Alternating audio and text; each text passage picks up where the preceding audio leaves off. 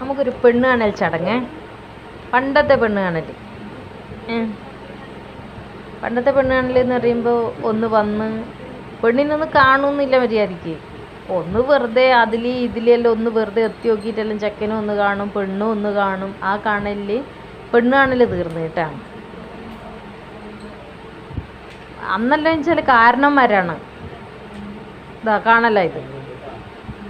കാരണന്മാർ തീരുമാനിക്കുക. ചെക്കൻ ഇത് എത്തി ഒന്ന് നോക്കിയിട്ടുണ്ട് പെണ്ണിനെ കണ്ടോ ഇല്ലയോ ആയിരിക്കറിയാം. അതാണ് അന്നത്തെ പെണ്ണ് കാണൽ.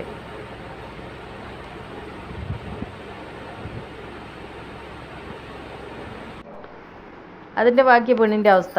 കെട്ടാൻ പോകുന്ന ചെക്കൻ ഏതാന്ന് പോലും പെണ്ണിനെ അറിയാൻ പറ്റൂല. അച്ഛനും അമ്മയും തീരുമാനിക്കുന്നു.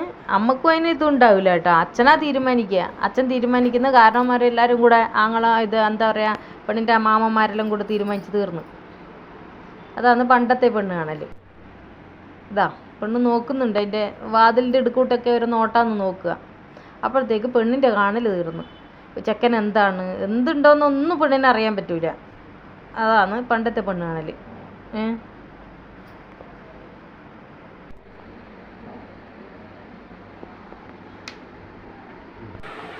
ഇപ്പോഴത്തെ പെണ്ണ് കാണൽ ഇതാ ബ്രോക്കറും ചെക്കനും വന്നിട്ടുണ്ട്,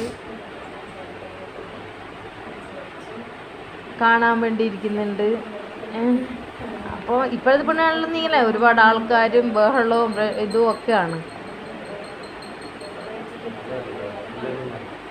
ഇപ്പം എന്ന് പറഞ്ഞു കഴിഞ്ഞാൽ പെണ്ണിന് മാത്രമാണ് അഭിപ്രായം. ചെക്കന് ഓരോ അഭിപ്രായം ഇതാണിപ്പോൾ. അന്നെല്ലാം പെണ്ണ് കണ്ടിട്ട് ചെക്കൻ തീരുമാനിക്കും പെണ്ണിനെ വേണോ വേണ്ടയോ. ഇന്ന് നേരെ തിരിച്ചാണ്. പെണ്ണ് തീരുമാനിക്കും ചെക്കനെ എനിക്ക് വേണോ വേണ്ടയോന്ന്. അതാണ് കാലത്തിൻ്റെ പോക്ക്. അന്നൊക്കെ ഒരു 500 പെണ്ണ് കാണലാണ് ഒരു വീട്ടിൽ. ഒരു പെണ്ണിനെ കാണാൻ വരുന്നതാ. ആർക്കും ഇഷ്ടാവില്ല. എന്തെങ്കിലും ഒരു കുറ്റം ഉണ്ടാവും. ഒന്നുമില്ല പെങ്ങളങ്ങ് വന്നിട്ട് ഒരു കുറ്റം പറഞ്ഞിട്ട് പോകും. ഇന്നത്തെ കാലം അതല്ല. ഇന്ന് പോയി പെണ്ണും ചെക്കനായിട്ട് സംസാരിച്ച് അവർക്ക് ഇഷ്ടപ്പെട്ട കാരണന്മാരൊക്കെ ഇന്നത്തെ പെണ്ണാണല്ലേ.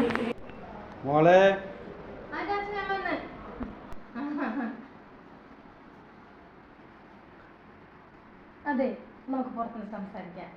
പുറത്തു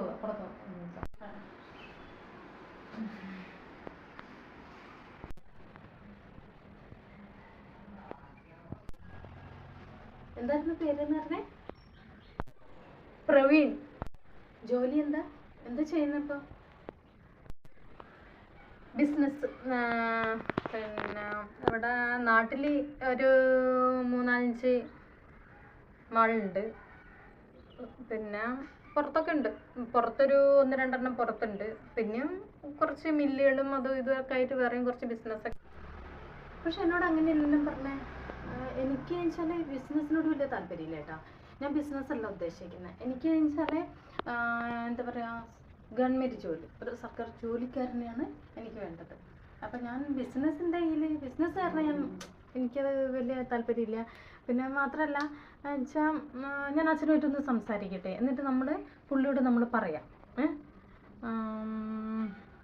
ബിസിനസ്സുകാരെ അത് ഒരു പറയാം. നോക്കിയിട്ട് പറഞ്ഞാൽ മതി, കുഴപ്പമില്ല. ചേട്ടനോട് പറഞ്ഞു വിട്ടാൽ, നമ്മളെ ചേട്ടൻ ഉണ്ടല്ലോ കൂടെ വന്ന ചേട്ടനോട് പറഞ്ഞു വിട്ടാൽ മതി. അല്ലെങ്കിൽ നിങ്ങൾ ഫോൺ നമ്പർ അച്ഛൻ്റെ കയ്യിൽ ഞാൻ കൊടുക്കാം. അപ്പോൾ നിങ്ങളൊന്ന് വിളിച്ചിട്ടൊന്ന് പറഞ്ഞാലും മതി. എനിക്കിപ്പോൾ ലീവ് എന്ന് പറഞ്ഞാൽ 2 മാസം മാത്രമേ ലീവുള്ളൂ. അപ്പോൾ ലീവും കഴിഞ്ഞിപ്പം പോവും. അപ്പോൾ അതിലിടയ്ക്ക് എന്തെങ്കിലും ഒരു തീരുമാനം ആക്കിയിട്ട് പോകാൻ വേണ്ടിയിട്ടാണ് ഞാൻ നന്നേക്കുന്നത്. പറഞ്ഞാൽ മതി, തീരുമാനിച്ചിട്ട് എന്നോടൊന്ന് പറഞ്ഞാൽ മതി, വിളിച്ച് പറഞ്ഞാൽ മതി. അച്ഛനോട് പറഞ്ഞാൽ മതി കേട്ടോ. താല്പര്യം ഉണ്ടെങ്കിൽ മാത്രം പോകാം നമുക്ക്.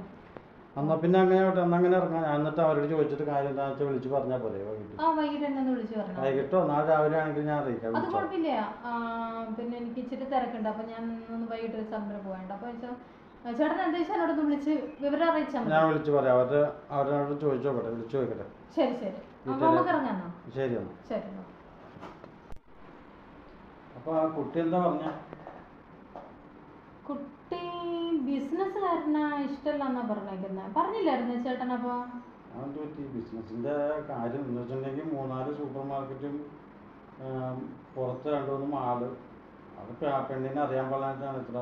ചെറിയ രീതിയിലൊക്കെ ഞാൻ അവതരിപ്പിച്ചിട്ടുണ്ട്. പിന്നെ മൊത്തമായിട്ട് നമ്മൾ പറയേണ്ട കാര്യമൊന്നും ഇല്ലല്ലോ. ഇഷ്ടമാണെങ്കിൽ എന്താണെന്ന് അറിയില്ലായിരിക്കും. അപ്പൊ അതുകൊണ്ടായിരിക്കും. അല്ല, ഇഷ്ടമാണെങ്കിൽ പിന്നെ അങ്ങനെ അങ്ങ് ഇതാവുമല്ലോ. പിന്നെ ഞാൻ ഒരുപാട് കാര്യങ്ങളൊന്നും അവതരിപ്പിച്ചിട്ടില്ല, എല്ലാം ഉള്ള ഒരു ചെറിയ രീതിയിൽ നിന്ന് പറഞ്ഞു, അത്രേ ഉള്ളൂ. നമ്മളെ കാര്യങ്ങള് അത് ചെറിയ രീതിയിൽ പറഞ്ഞില്ല. അപ്പൊ അവർക്ക് മനസ്സിലായില്ല, സംഭവം മനസ്സിലായില്ലേ, അതിനെന്താ മനസ്സിലായില്ല. അപ്പൊ അതുകൊണ്ട് ഇപ്പൊ അവര് വിളിച്ചെന്താ വെച്ചാൽ പറയട്ടെ. ഞാൻ പറഞ്ഞിട്ടാകുമ്പോ ചേട്ടൻ എന്നോടൊന്ന് വിളിച്ചൊന്ന് പറഞ്ഞാലും മതി, കുഴപ്പമില്ല. അപ്പൊ അവരെന്താ തീരുമാനിച്ചിട്ട് ചേട്ടൻ അതോടൊപ്പം തന്നെ വേറെ എവിടെയെങ്കിലും നോക്ക്. എനിക്ക് പാവപ്പെട്ട കുട്ടികളെ മതി. വേറെ ഏതെങ്കിലും നോക്ക് ചേട്ടൻ നോക്കിയിട്ട്. അല്ല, ഇത് അവരുടെ വിവരം അറിയില്ല, എന്നിട്ട് നോക്കാം. നോക്കി അറേഞ്ച് ചെയ്താൽ മതി.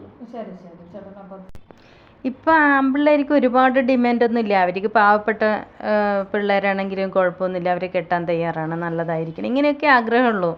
പെൺപിള്ളേർക്ക് ഇപ്പോൾ ഒരുപാട് ആഗ്രഹങ്ങളും വാശികളും ഒക്കെയാണ് വെക്കുന്നത്. ഞാനൊരു കുറ്റപ്പെടുത്തല്ല കേട്ടോ, അങ്ങനെയാണ് ഇപ്പം.